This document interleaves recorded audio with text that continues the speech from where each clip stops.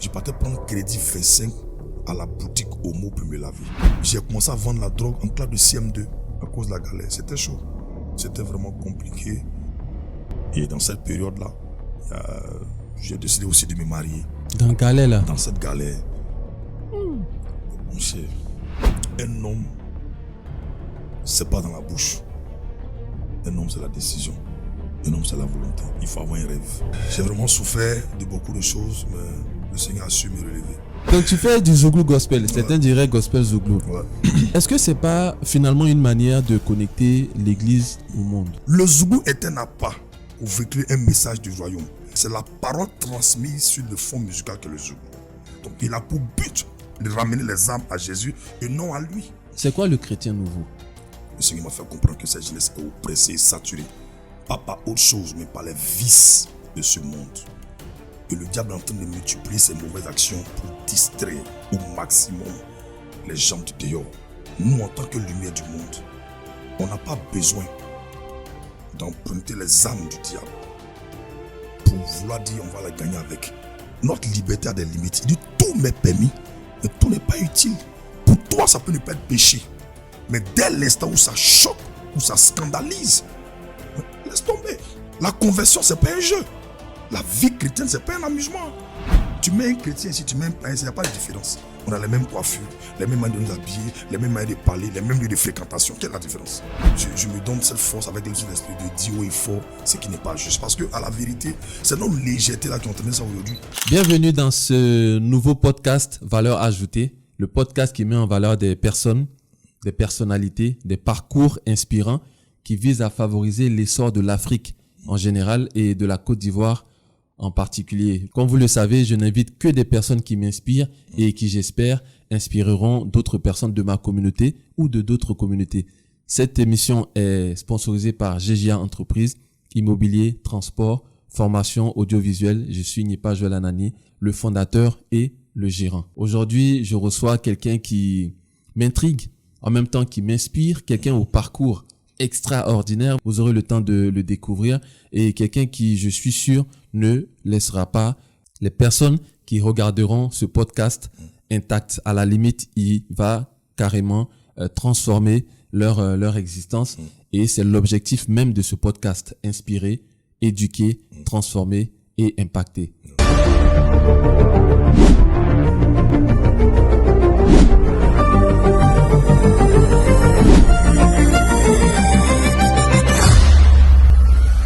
Bonjour Richard Crémé. Bonjour mon frère Joël. Comment vas-tu? Super, par la grâce de Dieu. Alors d'entrée de jeu, je voudrais te dire merci pour la spontanéité avec laquelle tu as accepté de te prêter au jeu de ce podcast. Ouais. Et aussi, je sais que tu es débordé.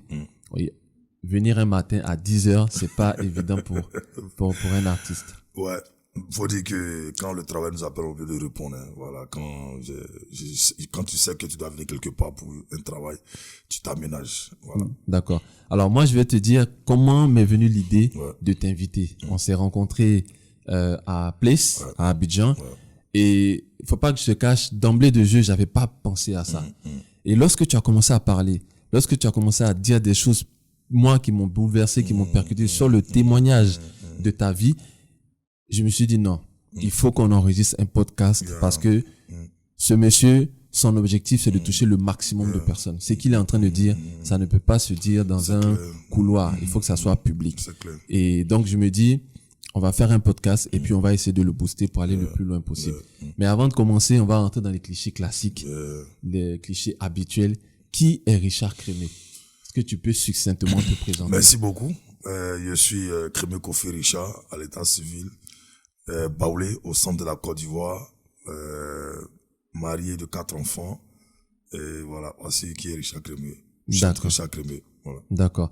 Alors, de quel ministère es-tu? J'ai pris dans une église à Yopougon appelée Bethel. D'accord. Dirigée par ma mère spirituelle, Maman Assoa. D'accord. Voilà. Ah, donc ça, on y reviendra. Maman Assoa. Donc c'est elle la leader. Attention, ça va piquer. Hein. Voilà, ça va piquer parce que moi, j'ai des questions personnelles. Allez-y. Et j'ai habitué ma communauté à être vraiment intrigante. Et du coup, on va rentrer dans tout ça. Alors, quelle est ta profession? Qui est Richard Crémé? en termes de professionnellement parlant? Là, je suis serviteur de Dieu, évangéliste, chante Richard Crémé. Au-delà de cela, je suis aussi transporteur et puis commerçant. Voilà. D'accord. Ok, donc tu chantres. Ouais.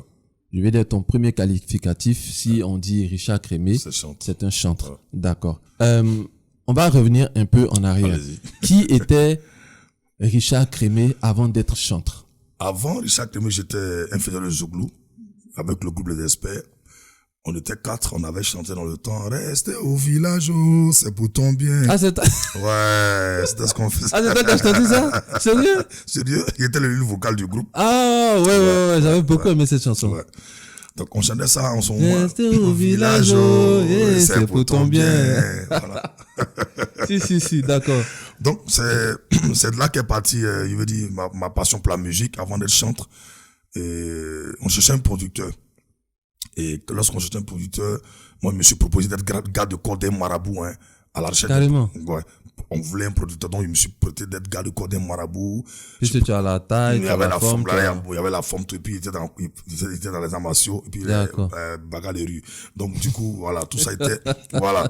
Donc j'avais tout ce truc-là avec moi. Il dit bon, pourquoi ne pas mettre cela au service du gars? C'est ça. Et puis avoir sa faveur. Donc du coup, il m'a pas demandé ça. Moi-même, je me suis prêté. Un marabout. Et donc je mettais les gens en rang et autres, tu vois. Donc les gens, quand il y avait la foule, on essayait de mettre un peu les gens en rang et de l'ordre pour avoir la faveur du marabout, mais ça n'a pas marché.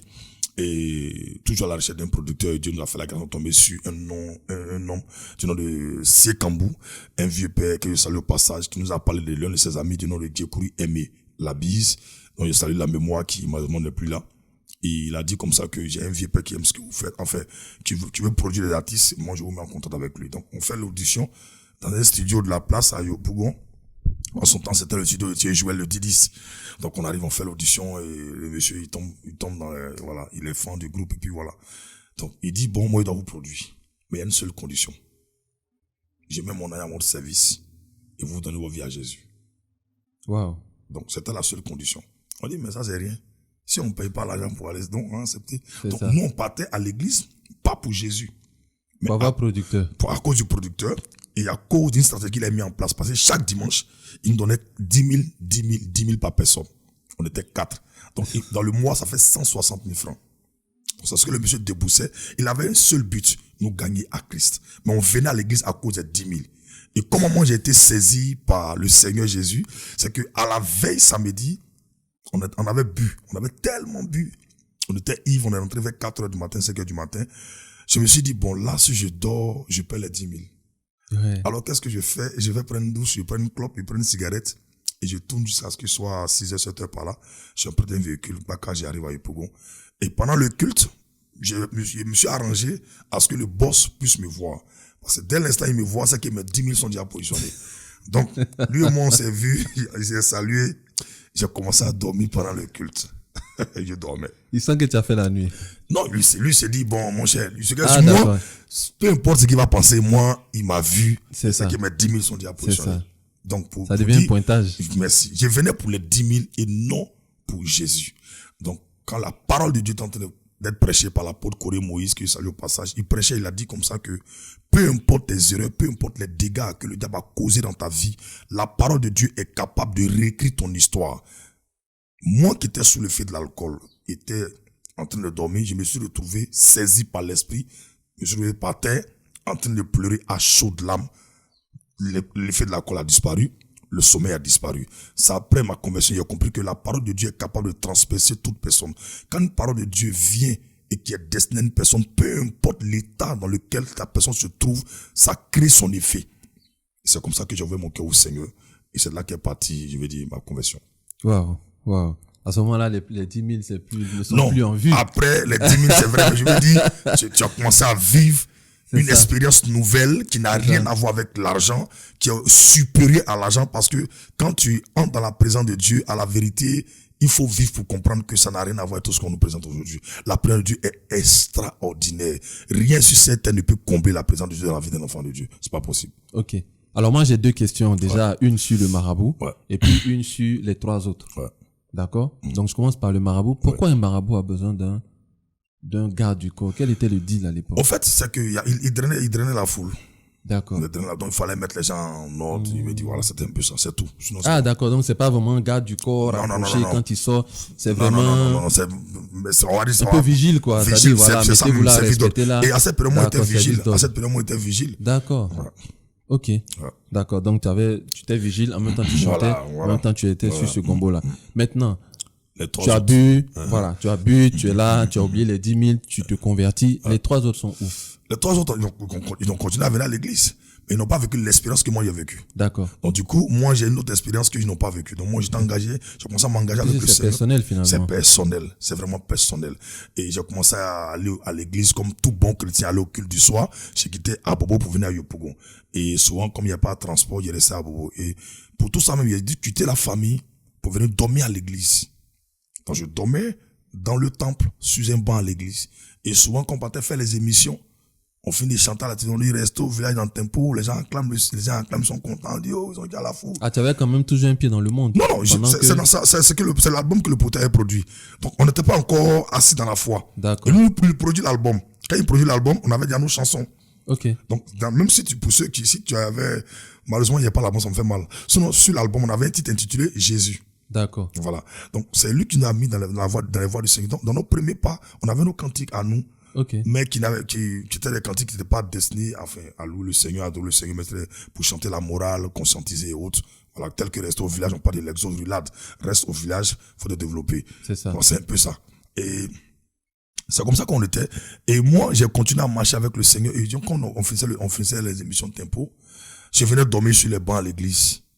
Et l'église, en son temps, c'était 2 chambres salon et c'est le salon qui était l'église. C'est ça. Donc, quelqu'un qui dort à l'église, quand toi, tu viens dormir à 20h et que tu es emporté par le sommeil, il y a quelqu'un qui vient prier à 22h. C'est un lieu de prière. C'est ça. C'est pas un lieu pour dormir. Donc, ton sommeil est entrecoupé. C'est ça que j'étais. Et mes amis, à cause des difficultés, parce que la marche chrétienne est une vie de souffrance, de sacrifices, de pleurs, de beaucoup de douleurs. Mais la bonne nouvelle, c'est qu'après cette douleur-là, Dieu te fait pleurer de joie. Et c'est dans cette épreuve-là qu'ils ont rebroussé le chemin. Et moi, j'ai continué la marche chrétienne. Je te raconte une anecdote. Lorsqu'on a eu un autre producteur, parce que le premier producteur, on s'est laissé. Et quand on a eu un autre producteur qui a pris une maison pour nous à Yopougon, on a fait 6 mois à Yopougon. C'était en 2008. Et il a payé 3 mois de caution, 3 mois d'avance. Donc, le producteur a donné l'argent en son temps là pour faire la communication d'un nouvel album qu'on avait fait sortir, intitulé Désert obligé. Et donc, le manager, pendant qu'on s'est préparé à faire la communication de l'album en question, sa femme est décédée pendant l'accouchement. Donc, après l'accouchement, on reprend le travail. Et le travail a commencé à ralentir. Donc, c'était maintenant compliqué. Il n'y avait plus de sortie. Il n'y avait plus de gombo, on va le dire. Donc, c'était difficile pour payer le loyer. C'était 40 000 francs. Et je t'assure qu'on a épuisé les 3 mois de caution. Enfin, les 3 mois d'avance. 3 mois de caution sont épuisés. On est dans la maison pendant que le propriétaire envoie des gens venir faire des travaux dans la maison parce qu'on n'arrive pas à payer. C'est ça. Je me souviens qu'un jour, on passait des jours sans manger. Ça, c'était clair. Mais ce qui m'a marqué, c'est que il y avait un samedi, on n'avait pas mangé toute la journée et j'avais tellement mal et en même temps, il y avait la pression de quitter la maison. On nous disait de quitter la maison. Et je disais au Seigneur, personne ne t'a forcé de nous emmener à Yopougon. Nous, on veut vivre le meilleur, c'est vrai. Si tu nous envoies à Yopougon, c'est pas pour nous humilier. La honte de ça, la retourner à Bobo après 6 mois, je ne veux pas. Comment tu vas t'arranger là? Moi, je ne veux plus retourner à Yopougon. Parce que quand tu commences, tu termines. C'était ma prière. Pour ne plus retourner à Bobo. Il faut que Dieu crée les circonstances. Mais tu as quitté à Bobo derrière. Tu es venu à Yopougon. La prochaine étape, c'est Cocody. C'est pas à Bobo encore. C'est pas à Bobo encore. Tu vois, parce que donc, ça avait cette douleur dans le cœur. On n'a pas mangé toute la journée et on a dormi ventre creux. Donc, le matin, faut-il aller à l'église? Faut-il rester à la maison? Il dit non, je vais aller à l'église. Et le dimanche, où je vais à l'église, ça veut dire que la semaine du dimanche, ça veut dire que la semaine du dimanche, mercredi, on doit retourner à Bobo. C'était notre dernière semaine, au fait. Et moi, j'arrive à l'église dimanche pendant le culte. J'étais assis quand le culte est fini à 13h. Il y a un frère qui est venu me voir, c'est Yves, que je salue au passage. J'avais faim. Je n'ai pas mangé à la veille. Je suis venu à l'église, même Bissap sans frais pour ne pas payer. Et puis il faut chanter encore le non, il ne chantait pas en ce moment, il était dans le peuple. Non, mais je veux dire que voilà, tu as l'église, faut prier, il faut louer le Seigneur. Tu as tout ça. Et c'était sous la bâche, il faisait chaud, il a soif, il a faim. Je suis là. Il a marché fin goudron. Pour aller à l'Em, pour le faire le culte. Pendant que je n'ai pas mangé à la veille. Ah, ceux-là, alors. Donc les 3 sont derrière. Ils sont restés à la maison. Parce que je voulais Il voulait que il voulait refuser la situation, en fait. Tu vois ce que je veux dire? Donc, c'est comme ça que le frère me donne 2000 francs. Il dit, Dieu m'a mis à cœur de donner 2000 francs. Je suis soulagé. Il me dit par la suite, non, je veux que tu m'accompagnes chez moi à Yopougon, au feu pompier, au camp militaire, pardon. On arrive. Il dit, c'est ici que j'habite. Le Seigneur me met à cœur de t'héberger. Il paye un plat pour moi, je mange. Donc, bon, on doit aller à Yopougon. On doit retourner à Bobo, pardon, le mercredi. Dimanche, le midi, Dieu lui met à cœur de l'héberger. C'est une délivrance. Effectivement. Je sors de là. Il y a un pasteur qui m'appelle pour dire, un frère Richard, mais vraiment, j'ai à cœur de te rencontrer. Donc on dit, bon, ok, moi, je vais être aussi, Dieu m'a mis à cœur de t'héberger chez moi. Il y a un autre petit gars qui m'appelle pour dire, vieux père, comme toi, tu pries beaucoup, viens t'arrêter chez nous à la maison, tu as prié pour nous. Il y avait 3 propositions de maison. Qu'est-ce que j'ai fait? Je suis allé chez le premier. C'est comme ça que Le premier qui a donné les 2000. Le 2000. C'est comme ça que je suis resté à Yopougon. Et dans cette période-là, j'ai décidé aussi de me marier. Dans Galais, là? Dans cette galère. Bon, mon cher. La femme qui a accepté Galais, là, ça là. Je me dis, tu sais, un homme, c'est pas dans la bouche. Un homme, c'est la décision. Un homme, c'est la volonté. Il faut avoir un rêve. Il faut se battre pour ce rêve. J'ai cherché une femme pour épouser, et puis j'ai dit, il y a croisé une soeur à l'église. Je lui ai dit, vraiment, moi, je n'ai pas d'argent.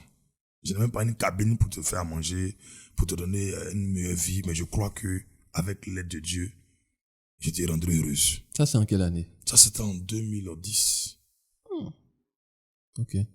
2010. En 2010, cette phrase, ce discours-là, ça marchait. Ça marchait. Ok. 2010. On est à l'église ensemble. Donc, du coup, oui. Dans l'église, c'est d'accord. Donc, il y a certaines barrières déjà qui sautent. Tu vois, parce que, et c'est comme ça que la fille et moi, on a commencé à marcher. Et avant même qu'on ne marche, je lui laisse raconter mon histoire pour lui dire que moi, j'ai commencé à vendre la drogue en classe de CM2. Une fois, j'ai vendu, enfin, je lui ai exposé toute ma vie. Il ne faudrait pas qu'elle vienne pour dire non, j'ai connu quelqu'un qui m'a menti. Non, je t'expose toute ma vie. Là, au moins, on est bien sur le même point d'égalité, puis on avance. Je lui ai dit, par exemple, au CM2, déjà, j'ai commencé à vendre la drogue à Bobo DRI. J'ai commencé à l'école en classe au CP1 quand il y avait 9 ans. J'avais déjà les poils sur les pieds déjà quand j'allais à l'école. CP1 à 9 ans. Et je partais à l'école en 6e avec une machette dans un blouson. J'avais le kaki normalement. Ok. Puis je mettais un blouson et il y avait une machette à l'intérieur. Je partais à l'école avec. Pour aller agresser des équipes à Bobo, pour aller agresser des élèves au collège Moulin du Plateau, CMP. Je quittais à Bobo pour aller faire palabre de rue. Palabre de groupe, pardon, au lycée Garçon de Benjerville. Donc c'était ça ma vie. Et je me souviens qu'un jour, j'avais tellement bu et j'ai dormi devant la mairie d'Abobo avec les bouteilles de bière dans mes poches, étant ivre. Donc j'ai exposé toute cette vie à ma future. Donc je laisse. Donc voici un peu ma vie. Et c'est comme ça qu'elle a dit ok. Parce qu'au départ elle était sceptique. Elle dit, okay. Oui, ça fait peur. Ça fait peur. Comme tu m'as expliqué ça, j'ai compris. C'est comme ça qu'on a commencé à marcher ensemble.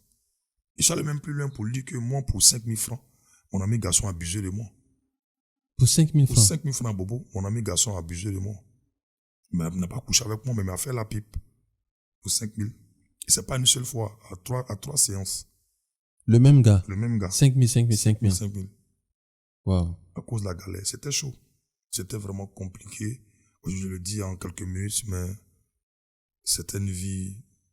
On peut dire que c'est lui qui était homosexuel. Toi, tu étais galéré. Moi, il était galéré. Donc, lui, il voulait se mettre à l'aise. Moi aussi, j'avais besoin d'argent. Oui, c'est ça. C'était compliqué. Donc, il expliquait tout ça. La fille, elle a commencé à pleurer. Il a dit non, c'est le passé. Le Seigneur a permis que je puisse quitter cela pour te rencontrer. C'est pour qu'on puisse fonder un foyer demain. Et c'est comme ça que la fille a cru en moi. On commence à marcher ensemble. Donc, quand on se retrouvait, on s'en va prier souvent, marcher de Kouté, ou soit au complexe de Pougon, ou soit à la BAE, on se retrouve, on prie. Et puis, la crise a déclenché, on est parti en 2011, chacun est rentré. Et puis, quand on est revenu, on a dit, bon, ok, il faut qu'on passe au mariage. Et c'est comme ça que Dieu a permis que j'ai un peu d'argent. On a fait le mariage le 24 décembre 2011. On s'est mariés. Et puis, on a commencé à vivre comme bon couple. Et puis, en 2012, notre enfant, après l'accouchement, l'enfant est décédé. On a dit, l'eau du canari est versée. C'est pas bien grave. Le canari est encore là. Et donc, on allait ensemble. Et puis, en 2013, elle est tombée enceinte. Donc, fin 2013, Dieu me donne le cantique, le véritable Dieu. Comment il me donne les paroles? Il y avait déjà les refrains, mais il n'y a pas les paroles. Il me donne les paroles au cours d'un culte où elle et moi on arrive à l'église. On paye le transport 400 de Sagriba à Jesco. 200 francs, c'est pour les 200 Jesco. Il n'y a pas de retour. Le jour où on partait, elle a pris sa main pour prendre l'huile de la poêle parce qu'il n'y a pas pour moi de cheveux. Elle a mis ses cheveux pendant à l'église.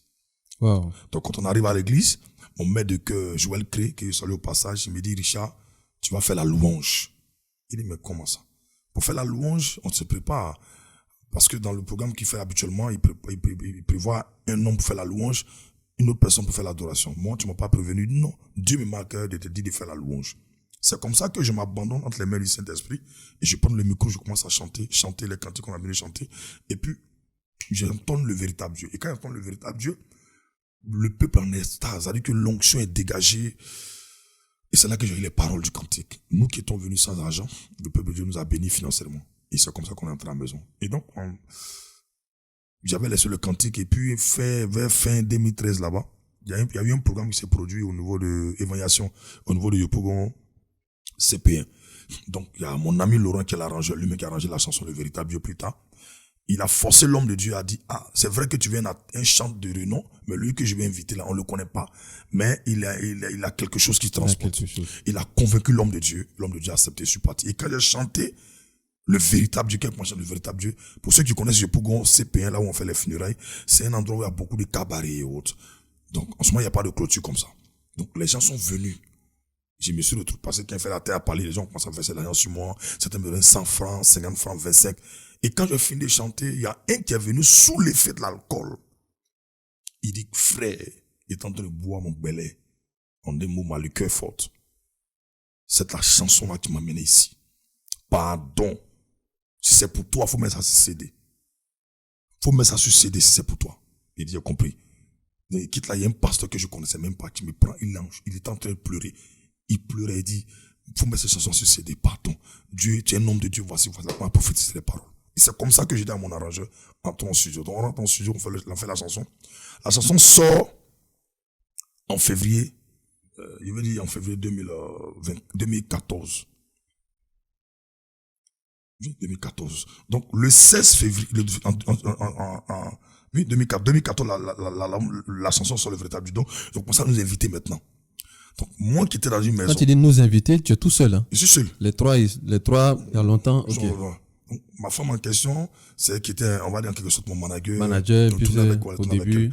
Et j'ai sauté une étape que, en 2012, je me lavais avec Omo. Je partais prendre crédit 25 à la boutique Omo pour me laver. Ça, c'est à quelle étape? Avant le mariage? 2012. Marié. Ou bien, on s'est marié le 24 février 2011. Donc, 2012. Je me lavais avec Omo 25 à crédit. Je partais prendre crédit à la boutique Omo 25 pour me laver. Quand j'ai fini de me laver, je donne le reste, elle se lave. Et je sortais pour aller prêcher Jésus dans les rues. Et quand je vais prêcher au marché, les femmes qui sont touchées après la prédication, elles viennent avec banane, manioc, c'est ce que j'ai envoyé à la maison et puis elles préparaient à manger. Je me souviens qu'il y avait une télévision qui coûtait 40 000 francs. Il y a payé ça en 3 mois. Et un jour, quand j'étais à la télévision, on montrait le concert de mon frère Nestor David. Au palais de la culture, j'étais couché dans le canapé. Et je pleurais à chaudes larmes. Ma femme me disait, non, ça va aller, Dieu va faire grâce. Pour ton tour va arriver. Le dimanche, tu suis encore. On monte concert du groupe Eden. Je pleurais. Et quand le véritable est sorti, 2 semaines, on a commencé à faire la poudre. Les gens ont commencé à nous bénir un peu. J'ai dit, bon, ok, madame, Dieu nous a fait grâce, on va déménager dans notre maison. C'est comme ça qu'on trouve la maison ensemble. Elle visite la maison, elle choisit la maison. Dans quelle commune? Dans quel quartier? Yopougon. Toujours à Yopougon. À Zito. Là, on va quitter maintenant, on fait pompier. Pour aller à Yopougon. Pour moi qui connais pas trop Yopougon, c'est mieux quand même ou pas? C'est mieux. C'est mieux. D'accord. Surtout, c'est une nouvelle cité. C'est mieux. D'accord. Et alors, elle visite la maison le vendredi.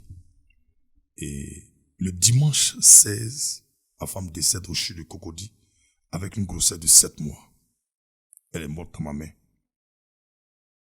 Alors, ça a été une page noire pour moi de comprendre que quelqu'un avec qui tu as mangé du noir, vous avez galéré, et puis mon Dieu permet que les portes commencent à s'ouvrir.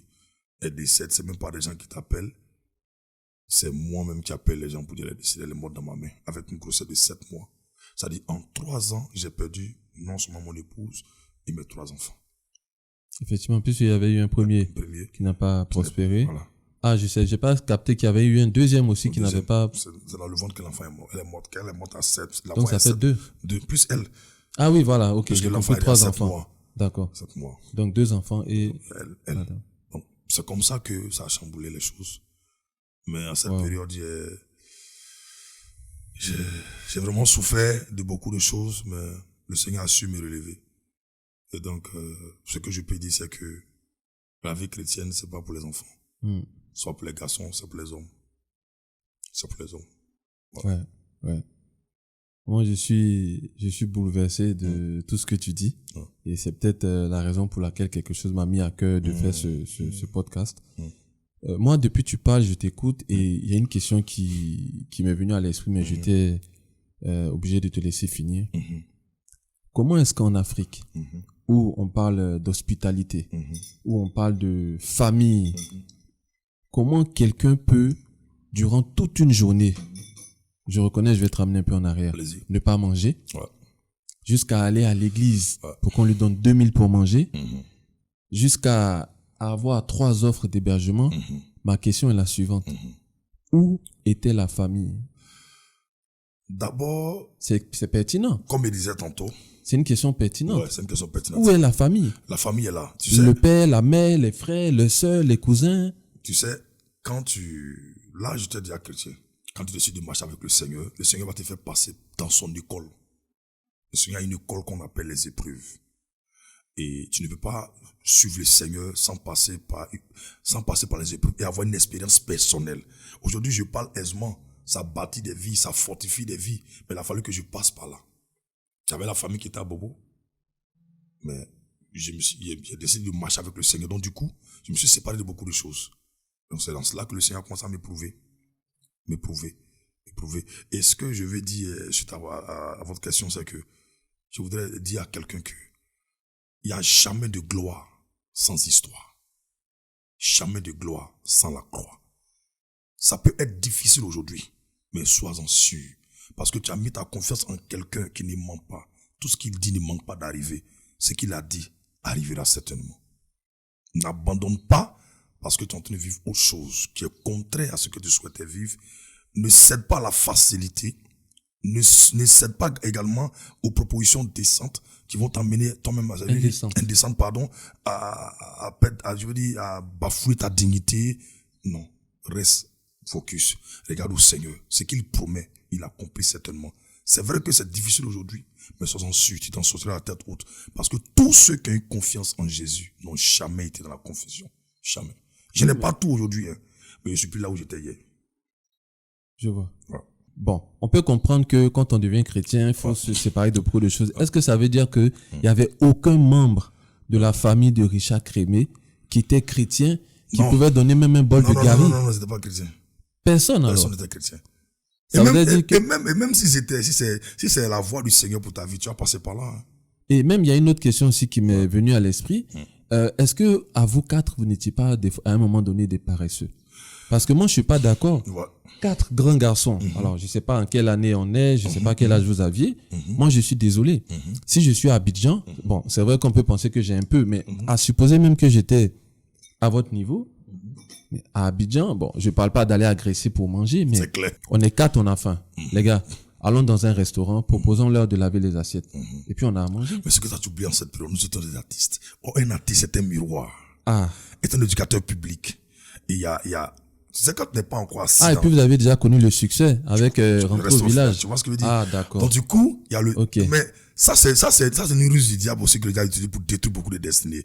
Non, je suis trop célèbre pour faire telle activité. Non, je reviens. Il a fallu, aujourd'hui, Dieu m'a fait la grâce, je suis affermi, on va dire, je comprends beaucoup de choses.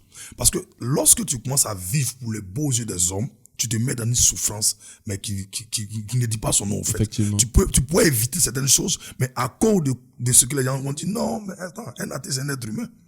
C'est un être humain. Aujourd'hui, là, moi, je me sens trop à l'aise de servir le Seigneur. Je me permets moi-même de coller mes affiches dans les rues. Je suis à l'aise de faire des choses pour le Seigneur. Donc, je n'ai pas honte. Si j'avais compris ça tôt, comme vous l'avez dit, je serais allé laver les assiettes et ça m'enlève quoi?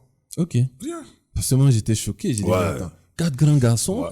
qui ne mangent pas pendant toute une journée. Ouais, C'est et étonnant. on était là en attendant à ce qu'on nous invite pour des spectacles. Ah. Non, ça c'est nul. D'accord, d'accord. Alors, Richard Crémé, tu fais un gospel particulier. Oui. Ok. Tantôt certains pourraient dire Zouglou gospel. Oh, je vais la me tuer. Vas-y, pourquoi tu Vas-y, non, pourquoi tu tu me poses rigoles? des questions. Bon, allons-y, je t'écoute. Vas-y. Vas-y, J'arrange trop mes questions, c'est ça? Non, c'est bon, vas-y. Vas-y. Ok, donc tu fais du Zouglou gospel. Certains diraient gospel Zouglou. Ouais. Est-ce que c'est pas finalement une manière de connecter l'église au monde? Non, moi. Puisque le Zouglou est un concept je t'explique. mondain, pour Moi, utiliser ce terme dans mon cas, ecclésiastique. je parle de moi. D'accord? Moi, quand le Seigneur m'appelle, il m'appelle dans un style qu'on appelle le Zouglou. Ok. Je ne fais pas le Zouglou pour défendre le style musical que le Zouglou. Je fais le Zouglou pour prôner les valeurs du royaume. Mon Zouglou que Dieu m'a donné de faire a pour but d'interpeller, édifier, exhorter, ramener les cœurs à Jésus. Et la définition du Zouglou gospel que Dieu, moi, m'a donnée, c'est la parole de Dieu chantée. On ne fait pas Zouglou gospel parce qu'on a une belle voix ou de belles compositions, où on peut rimer les paroles. Non. Mais c'est la parole de Dieu chantée. Donc celui qui doit faire le Zouglou gospel, comme Richard Crémé le fait, il doit pouvoir être un amoureux de Jésus, aimer la parole, manger la parole et transmettre la parole sur un fond musical qu'on appelle le Zouglou. Il ne défend pas le Zouglou. Mais tu fais la promotion du Zouglou. Je t'explique. Parce que si tu vas au Maroc, Je t'explique. où on ne connaît pas le Zouglou, Je vais si tu dis arriver. je fais Zouglou gospel, Je ils vais vont arriver dire c'est là-bas. quoi Zouglou? Tu vas arriver là-bas. Ok.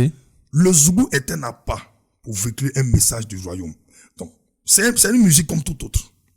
Il n'y a pas de style dans lequel on doit louer le Seigneur. Je te pose une question.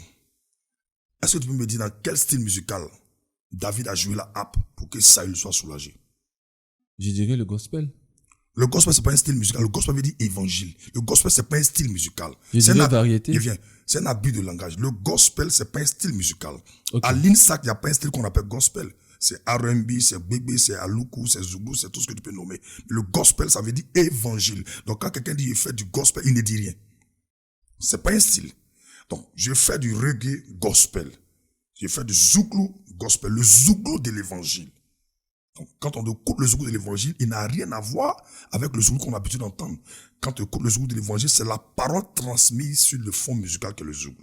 Donc, il a pour but de ramener les âmes à Jésus et non à lui. Le zouglou peut dénoncer l'état de société sans proposer la solution. Mais le zouglou gospel a pour but de présenter non seulement l'état de ta vie, l'état de ton cœur, et présenter la solution qui est Jésus. Voici la différence.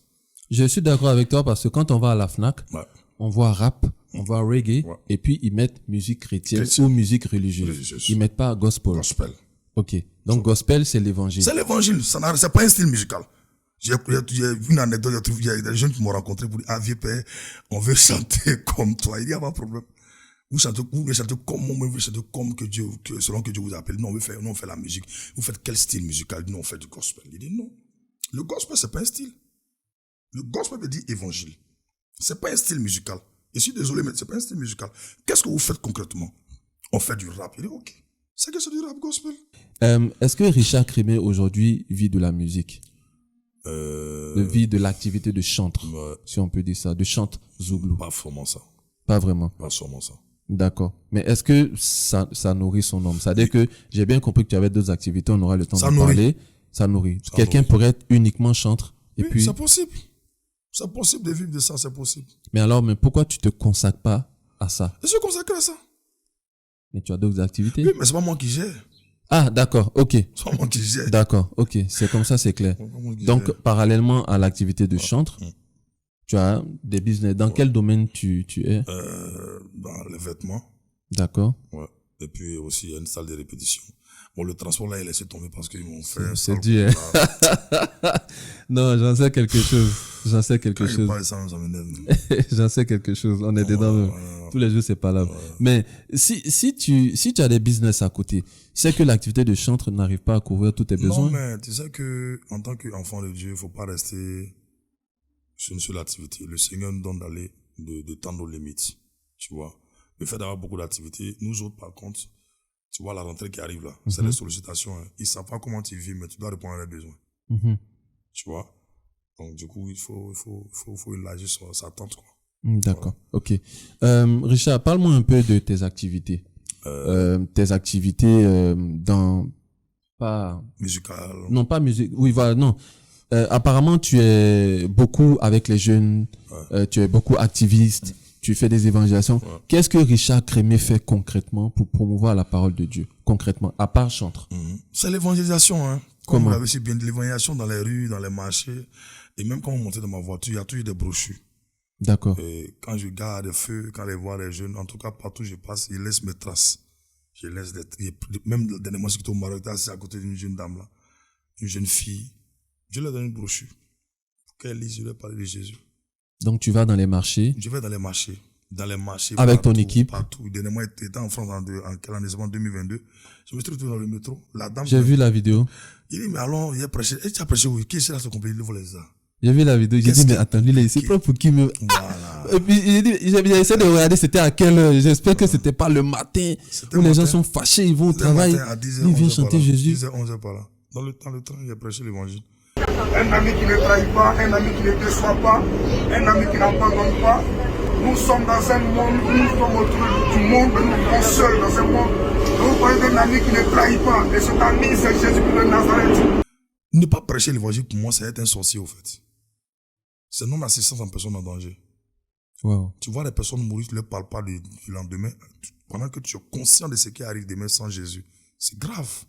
C'est très grave de ne pas évangéliser. C'est très, très grave. Tout ce que Dieu me permet de faire, je fais tout pour ramener les âmes à Jésus, non à moi. Tu disais même que tu allais même dans les prisons. Dans les prisons, je vais dans les prisons. Dernièrement, le 21, j'ai passé longtemps au camp pénal de Boaké pour faire des dons. J'ai chanté là-bas, j'ai prêché l'évangile. Vous donnez quoi? La Bible ou les vivres? Vous donnez quoi? Bible. Vive Bible avec vêtements. Bon, là, on a aidé l'église à terminer le temple en prison. On allait financer pour aider à la finition du temple. Qui finance? C'est moi-même. Sous fonds propres. Sous fonds propres. Ce qu'on me donne, ce que je prends pour faire. Je ne suis pas le genre de personne à... Pour ceux qui me connaissent, je ne suis pas... Trop sur les sous. Moi, et aujourd'hui, à mi-parcours, quel est selon toi l'impact réel que tu as sur les prisons, dans les marchés? Est-ce que les gens se convertissent réellement? Ou est-ce que finalement, on te dit, bon, c'est pas, il va nous donner des trucs? Moi-même, très simple tout à l'heure. La semaine passée, j'étais à Bonnois. On a gagné près de 10 personnes, enfin, 10 personnes à 12 personnes qui ont vu au Seigneur. Le pasteur m'a appelé hier. Il était tellement heureux. Il dit vraiment. Les âmes même viennent et puis sont contents. Ils viennent à l'église, ils sont contents. Ils disent qu'ils n'ont jamais entendu l'évangile comme ça, au fait. Tu vois ce que je veux dire? Les gens sont venus à Jésus. Si les conversions, c'est tous les jours. Même sur ma page, il reçoit des messages tous les jours. Il a écouté tel message, il a vu telle publication que tu as fait, ça m'a vraiment fortifié. Des chrétiens, une émission, étant de faire une émission à la radio, et puis les gens devaient appeler. Il s'est trouvé que je chantais une chanson, et puis j'ai commencé à parler pour dire non, même si tu vas, tu étais sur le point d'aller voir les marabouts pour dire non, tu abandonnes, tu renonces à la vie, ne va pas parce que si tu le fais, tu vas perdre beaucoup de choses, et que c'est Gawaya. Le monsieur appelle à la radio directement. Il est en pleurs. C'était quelle radio? La radio Chandelier. Il est en pleurs. Et on lui demande, mais il y a quoi? Il dit non, le chanteur vient de parler de ma vie parce que j'étais en route pour aller voir le marabout parce que je suis fatigué. Mes 3 enfants, ils vont pas à l'école. On les a renvoyés. Je n'ai pas d'argent. C'est compliqué. Mon activité est gâtée. Et c'est le message là qui m'a retenu. Ils sont en train de rebousser le chemin. Vraiment que Dieu me bénisse. Et j'ai prié pour lui, je vais dire, pendant l'émission. Et après, je l'ai appelé. Je lui ai fait un dépôt. Il a été soulagé. Aujourd'hui, on a un bon contact. Il retourne à voir du Seigneur. C'est à cela qu'on a appelé, au fait. Dieu te bénit. Donc, tu bénis également les autres. C'est à cela qu'on a appelé. D'accord. Tu as combien d'albums à ton actif? Sinon, combien d'œuvres? On va dire ça comme ça. Parce que peut-être que tu n'as pas encore d'album. Tu as combien d'œuvres? Il y a beaucoup d'albums. Non, je sais, j'ai la réponse. Je demande quand même. Tu dois avoir 5, je crois, les albums. 5 albums et puis pas mal de singles. Là, on se prépare à faire sortir un single intitulé « Jésus ne cessera de te tourner ». Et puis... c'est pas un titre un peu long? Non. Jésus ne cessera de te tourner. On peut pas raccourcir ça? Non. C'est comme ça que c'est venu. C'est comme ça. Et à quel moment cette chanson est venue? Puisque chaque chanson doit découler d'une intimité avec le Seigneur. C'était au cours d'un programme. Et en cette période-là, c'était vraiment compliqué. Et j'étais en train de chercher la voix de Dieu pour que Dieu me réponde. Et c'est comme ça que j'ai eu l'inspiration. Jésus ne cessera de me tourner. Il y a longtemps qu'il y a ce cantique. Il y a très longtemps. D'accord. Voilà. Et puis, en décembre, on fera sortir nos chansons intitulées « Ils ont échoué ». D'accord. Donc 5 albums et 2 singles qui sortent bientôt.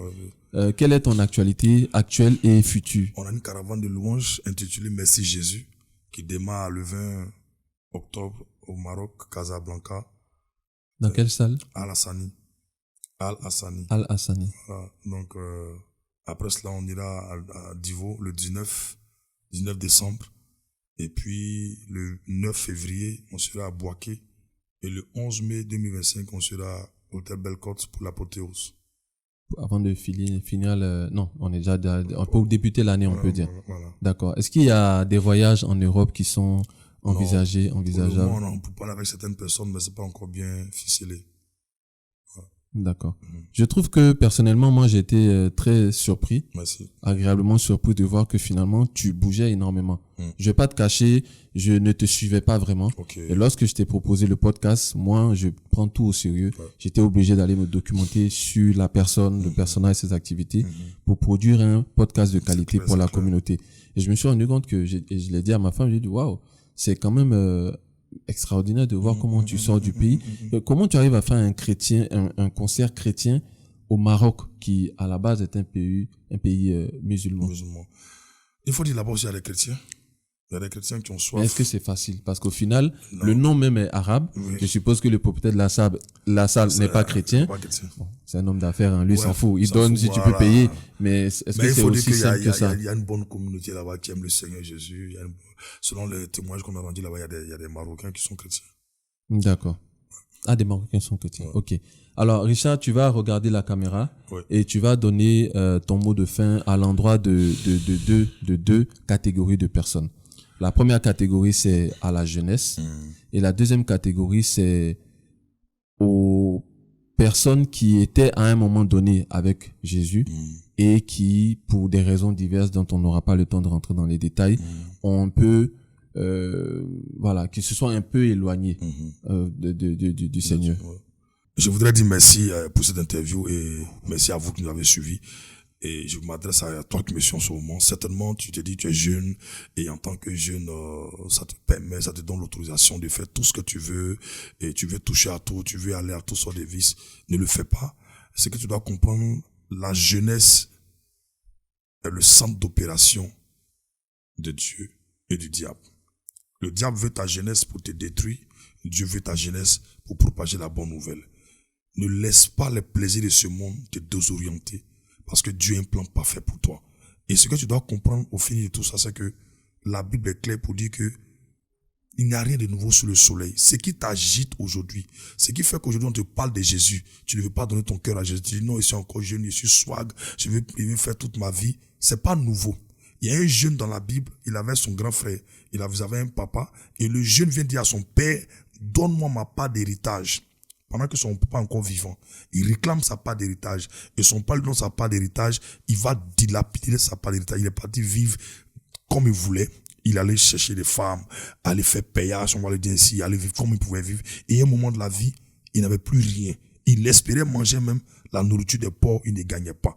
Et la Bible déclare qu'il est rentré en lui-même, il a pleuré amèrement, il a pris une bonne résolution, il dit bon, c'est vrai que j'ai déconné, j'ai dilapidé l'argent de mon père, mais je retournerai vers mon père, je lui dirai papa, j'ai péché contre le ciel, j'ai péché contre toi, accepte-moi tel que je suis, traite-moi comme tes mercenaires. Et il prend la résolution d'aller vers son père. Et quand son père l'a vu de loin, son père est venu vers lui. Son père a couru pour aller vers lui. Son père l'a embrassé. Il a commencé à l'embrasser. Il a commencé à dire à son père, je ne suis pas digne. J'ai pris l'argent pour aller chercher les prostituées. Son père lui dit, mon fils, je pensais que tu étais mort. Tu es revenu à la vie. Quel amour merveilleux. C'est cet amour-là que Dieu a pour toi. L'amour de Dieu crie plus fort que tes péchés. L'amour de Dieu crie plus fort que la colère de Dieu contre ta vie. Ne laisse pas les plaisirs de ce monde t'éloigner de Dieu. Pour toi qui étais chrétien, et à cause des difficultés, tu abandonnes la foi chrétienne. Tu dis non, c'est trop difficile, c'est trop compliqué. La Bible est claire. La Bible, dans les derniers temps, le monde sera difficile. Le monde sera très compliqué. Alors, les difficultés font partie de la vie et même de la vie chrétienne. Donc, tu abandonnes la foi chrétienne, je vais te demander pardon. Reviens à la maison. Peu importe ce que tu as le commettre dehors, ton père n'est pas fâché avec toi. Il a ses bras d'amour tendus, il t'attend. Viens tel que tu es. Il va faire ressortir de toi le meilleur. Jésus t'aime encore. Il ne cessera jamais de t'aimer. Je veux te dire, retiens ceci. Même si tu es tombé dans la boue du péché, que le monde t'a vomi, tu as encore de la place dans le cœur de Dieu. Que Dieu te bénisse. Shalom. C'était Valeur ajoutée, le podcast qui met en avant des personnes, des personnalités, des parcours inspirants et qui favorise l'essor de l'Afrique en général et de la Côte d'Ivoire en particulier. Vous avez pris un énorme plaisir, je l'espère comme moi, à échanger avec Richard Crémé, chantre zouglou de l'Éternel et qui nous a envoyé dans un voyage tantôt intriguant, tantôt passionnant, mais qui tout simplement a essayé de nous donner sa vision de l'Église. Et vous avez pu avec moi constater la force de l'Évangile, la force de l'évangéliste en pleine action. Je pense que après ce podcast, toutes ces personnes qui sont dans cette salle et qui ont participé à cette émission et qui vont regarder même ce podcast, qui ne sont pas encore chrétiens, la première chose que ces personnes-là feront, c'est de donner leur vie au Seigneur. Merci à toi, Richard. Merci pour la simplicité. Merci. Désolé aussi si j'étais un peu frappé dans les côtes, parce que quand quelqu'un a du répondant, on met le paquet parce qu'on sait qu'il va pouvoir se défendre. Si tu n'avais pas de répondant, je ne me serais même pas fatigué parce que je sais que ça n'aurait rien donné. C'est clair. Merci beaucoup à toi. Merci à et tous. puis, est-ce qu'il y a quelque chose que tu voudrais éventuellement rajouter? Non, c'est juste merci. Merci. Juste merci. Et puis pour ceux qui ont été peut-être écorchés par ce direct, le but de cette interview n'est pas de fouetter l'orgueil de quelqu'un. Mon but, c'est de ramener le cœur à Jésus et c'est d'amener nos frères et sœurs à vivre la simplicité de l'évangile sans toutefois être une pierre d'achoppement. Moi-même qui vous parle là, je suis pas l'homme le plus parfait. Il y a des défis auxquels je suis confronté. Tous les jours, je me bats et demande au Seigneur, aide-moi à être l'homme que tu as prévu. Donc, soyez indulgents. C'est juste l'évangile, c'est pas mon évangile. Effectivement, il l'a bien précisé. Cette émission vise à 4 choses: éduquer, impacter, transformer et inspirer, et non à aucun moment chercher à créer la polémique. Au prochain podcast.